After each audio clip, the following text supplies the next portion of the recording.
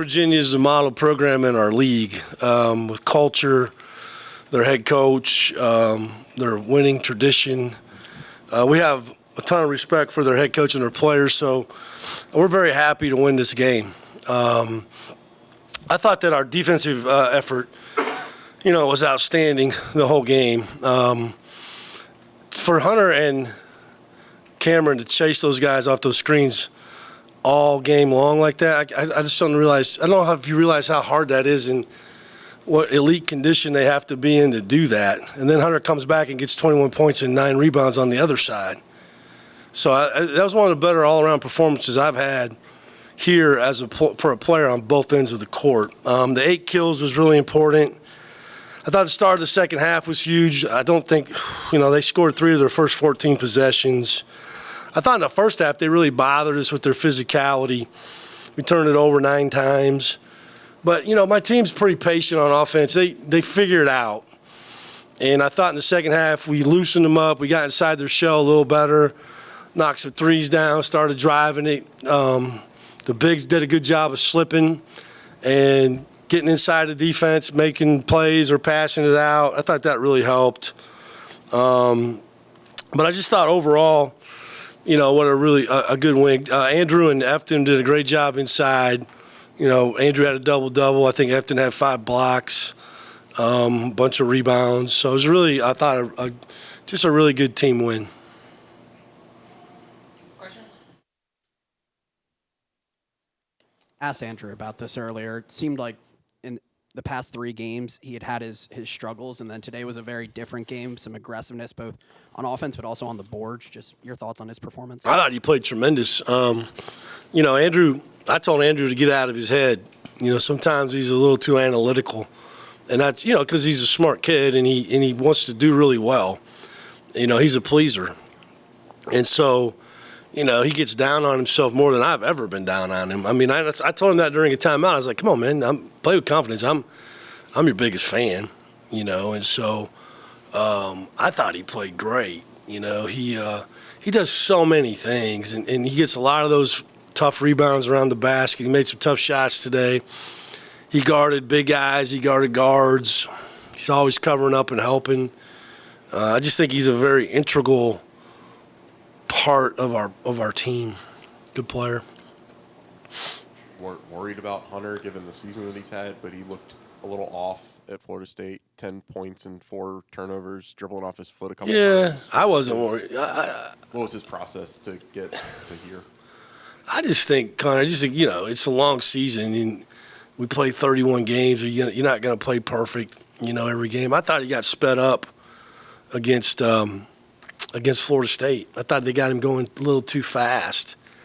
And so then I think their size and physicality with him being sped up, I think he coughed the ball up a little bit too much. He didn't change anything, and he just came with a good attitude in practice, and that's a good. I think one thing, if you notice, watch our team, and I hope I hope this continues, is they're pretty even keeled. They don't get too high, they don't get too low. When things are going bad, they don't panic. When things are going great, they're not overly. They don't lose their mind. I think Hunter's probably a good example of that.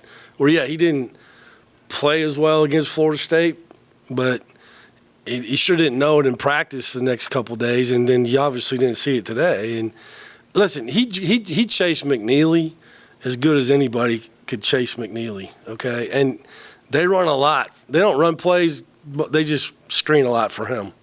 And he did an unbelievable job. And I think Boopy did too now. Reese Beekman, most consider him to be the best defensive guard in the league. And I would probably say so too. And I thought early on Boopy was a little sped up, maybe couldn't quite figure it out, turned it over, maybe rushed a couple shots, but then he kept punching, and then he comes out with 15 points and 7 assists. I thought he was really good in the second half. And so credit to those two for just finding their way. Steve, you talked before during the year about Coach Starkey, and you mentioned how good a shape these guys are in, and it came in handy today. Yeah. Just talk about his impact. Maybe. Well, I blamed him for the loss. It's funny you bring that up. after we just had a meeting with the team, I blamed him for the loss with Florida State because he didn't go. You know, he had a death in the family. I mean, Mike Starkey's he's incredible. I mean, he's been with me about as long as anybody, you know, and they live 4 times a week, and they like it, you know, and it's just as much mental as it is physical, you know, and he's got this unbelievable relationship with them to the point that they just like being in there. And the other thing, you know, when people like when they come back in the summertime and they're not even playing here anymore and they want to train with him. I mean, that's Mike's. He's as big a part of our program as anybody, and very, very, very fortunate to have him. And I think he's gotten them in great shape. And I also think it's how we practice too a little bit. You know, we're pretty smart about when we go live, when we don't. But when we go live, we go live. And I think they did a good job of preparing. The scout team did a really good job of preparing our guys for that, because that's tough and physical. It's hard. Steve, how would you describe the practices since Tuesday? And something you mentioned after the game Tuesday was what translated in the game plan onto the floor. Yeah. What that looked like today. Well, first of all, have you ever been to back-to-back home games? You've ever 2 games in a row? Just checking. Okay. That's a good question, Josh. I thought that we did a poor job of that at Florida State. You know, I really did. And more of the turnovers, getting sped up, not playing off 2 feet when we drove it, just kind of throwing up some stuff at the basket against Florida State. I'm talking about offense now. I thought we stayed with it today. It wasn't perfect. It wasn't pretty early.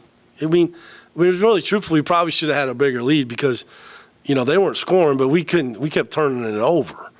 Now, defensively, they put the game plan into the game today for 40 minutes, and it was relentless. I mean, that is, listen, they're hard. You know, they have their struggles offensively, but they still make you guard them. They're not ever coming down, throwing one pass and shooting it. So you got to stay with it. And the moment you fall asleep, they're going to make you pay. I'm sorry. They're just going to make you pay. And we didn't give up any easy ones to them. Everything was by 2.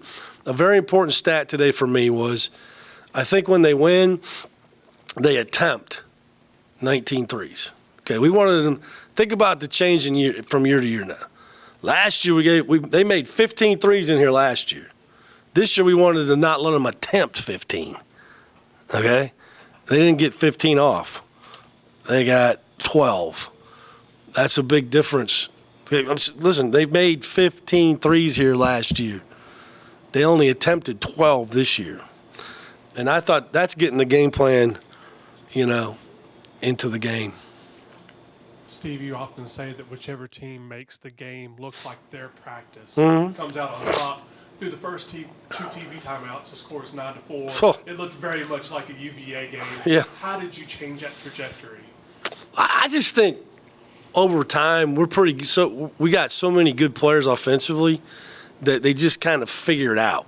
You know, like how are we going to get inside their defense? Well, might be off. We might need to reverse. We might need to move the ball a little bit more and catch a closeout. You know, instead of throwing one pass, trying to rip it and go. That's not working against them. Okay, you got to move it side to side, go down, come back up, side down, go. Okay, so that's important. Playing off the post. We went right to the post early. I thought loosen them up, see if they were going to double.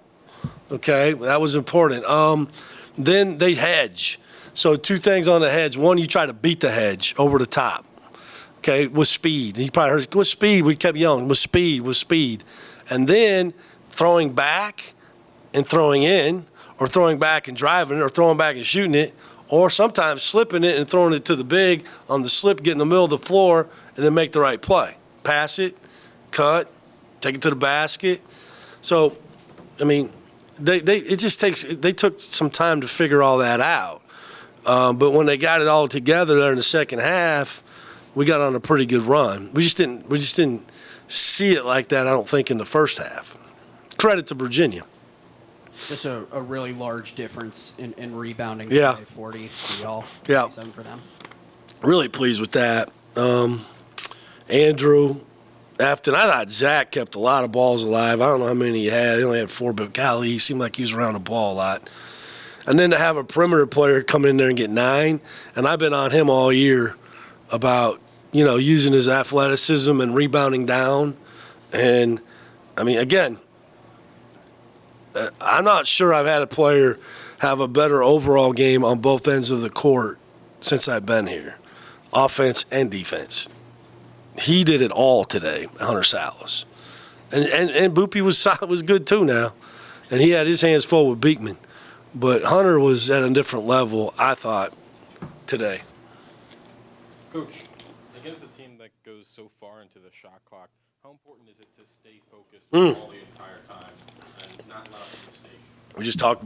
That's the biggest thing we talked about was you got to guard the entire possession. And the second that you go, if you're supposed to go under and you go over, you're done. If you're supposed to go over and you go under, they're going to make a 3. If you fall asleep on the weak side, they're going to bang you for 3 or they're going to back cut you for a layup. And if you don't chase over that screen and he gets separation, they're inside your defense and you got major problems. It is hard, okay? And, there's a reason why he's won the national championship. There's a reason why he's probably been, 3-time national coach of the year. They have a program, okay, and they have a way they do things, and they are not coming off of it. And they know if you mess up, they will make you pay. And I thought for us, for the most part, we did pretty good. Did pretty damn good chasing that ball and chasing those guys off of those screens, yeah. Being physical at the point of attack was really important, and I thought we did a good job. Anything else? All right. Thank you. Coach McKee played good defense, too. Huh? Coach McKee plays good Mackey didn't play no defense. defense. Mackey believes in give and go. Give me the ball, go get the hell out of my way. He's talking about at halftime. Oh, yeah. I was a little upset. Clear.